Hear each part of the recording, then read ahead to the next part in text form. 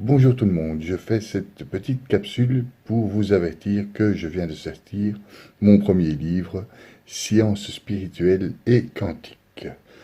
Voilà, la couverture. Voilà. Eh bien, de quoi se s'agisse-t-il? Eh bien, nous allons prendre la table des matières.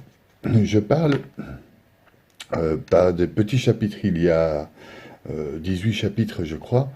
Et c'est un livre qui a pour but d'éveiller notre spiritualité, un éveil spirituel. Alors, il est découpé en petits chapitres de plus ou moins 10 pages chacun, qui survolent les domaines concernés. Donc, le premier chapitre parle de la loi de l'attraction. Euh, donc, nous sommes énergie et nous attirons vers nous les énergies similaires. Donc, la pensée positive.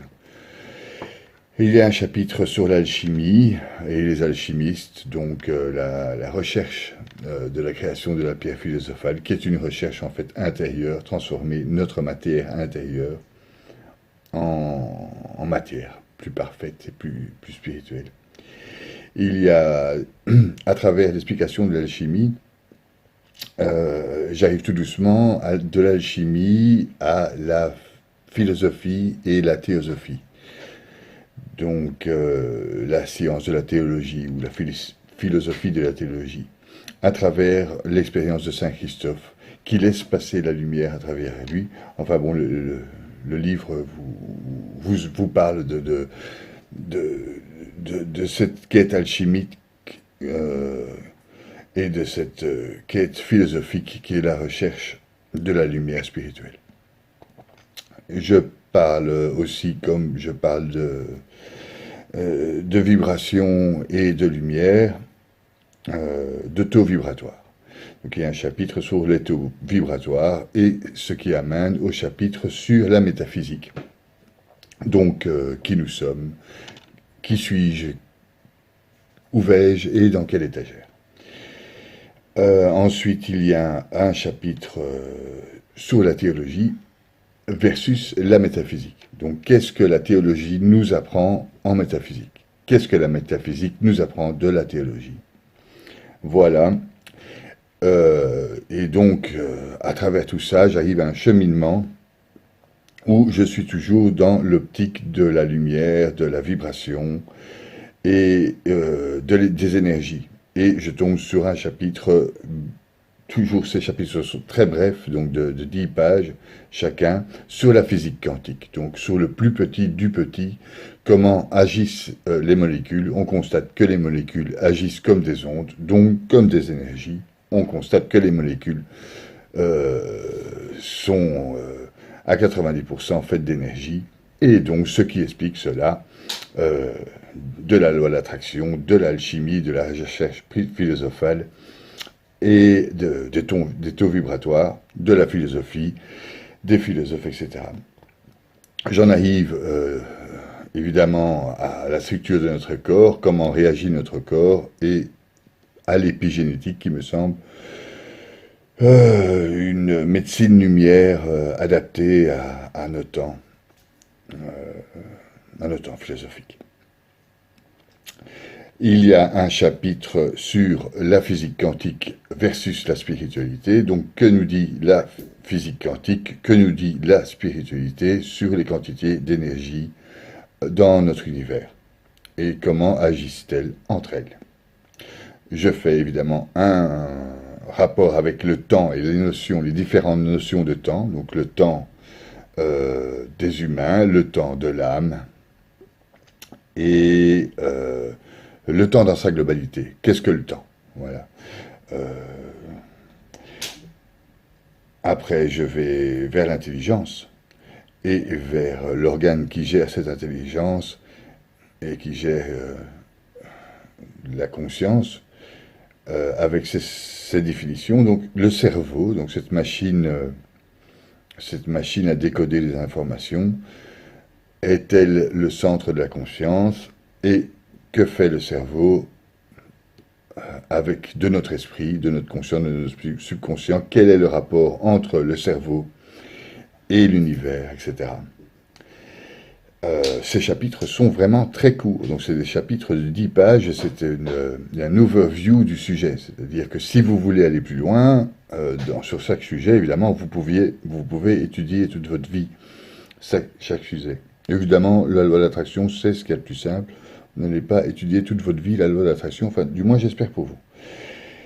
Ensuite, après le cerveau, je m'attaque à la glande pinéale, donc c'est-à-dire le troisième œil, le septième chakra, voilà, le rôle de la glande pinéale dans notre cerveau, les biophotons et la connexion avec le cosmos. Et comme je parle de connexion avec le cosmos, forcément, je dois m'intéresser à la cosmologie. Et il y a donc un chapitre sur la cosmologie, les trous noirs, les trous de verre, les multivers, la matière noire, etc. J'y vais de ma propre philosophie, de ma propre idée des vibrations dans l'univers, de ma propre idée de l'être humain en connexion avec notre univers, de ma propre idée de la connexion de notre subconscient avec Dieu. Voilà. Alors, c'est un bouquin très très facile à lire. Je l'ai fait vraiment au plus simple. J'ai donc ma propre manière de modéliser l'univers entier, en partant des recherches cosmologiques, en partant des connaissances que nous avons de la physique quantique, et en partant des connaissances théologiques que j'ai.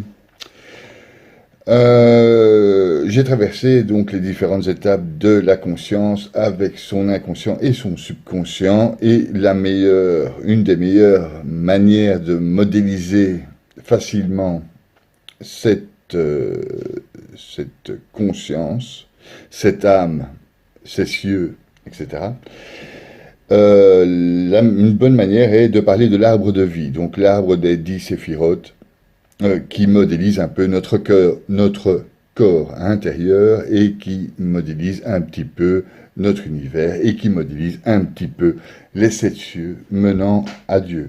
Évidemment, il ne modélise pas Dieu, mais il pourrait modéliser une partie de notre conscience. C'est un moyen simple d'appréhender notre subconscient.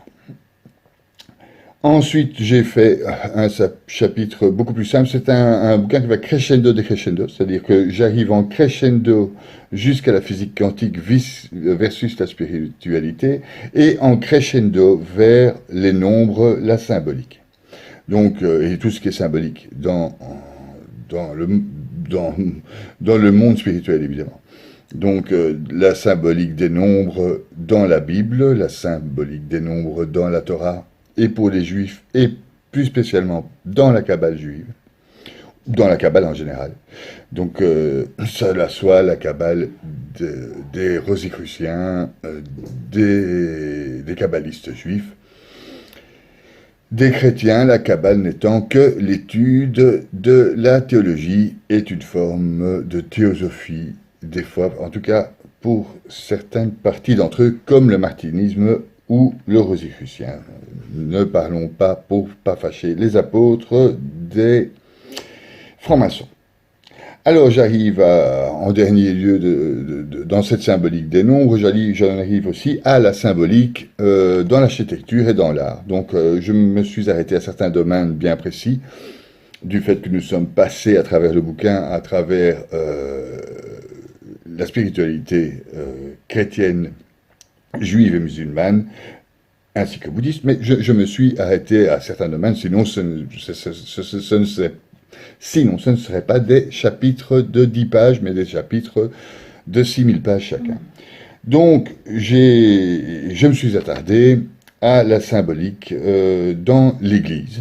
Donc, où est l'Église dans le village? Qu'est-ce qu'il y a dans une Église? La symbolique des saints. Hein, donc dans les églises, il y a des tableaux de saints. Bon, entendons-nous bien à propos des saints. Et je vous ai entretenu aussi sur la symbolique dans le judaïsme, du symbolisme dans la franc-maçonnerie et chez les rosicruciens. ce qui reflète un peu la tradition primordiale pour ceux qui voient de quoi je parle. Donc c'est un petit livre pour initier, par un initié. Et bien voilà, je vous souhaite bonne lecture. Si vous voulez vous en procurer un, mettez-moi un petit message et je vous envoie ça, fissa. Merci de m'avoir écouté, bonne journée à vous, bonne soirée à vous et à plus tard.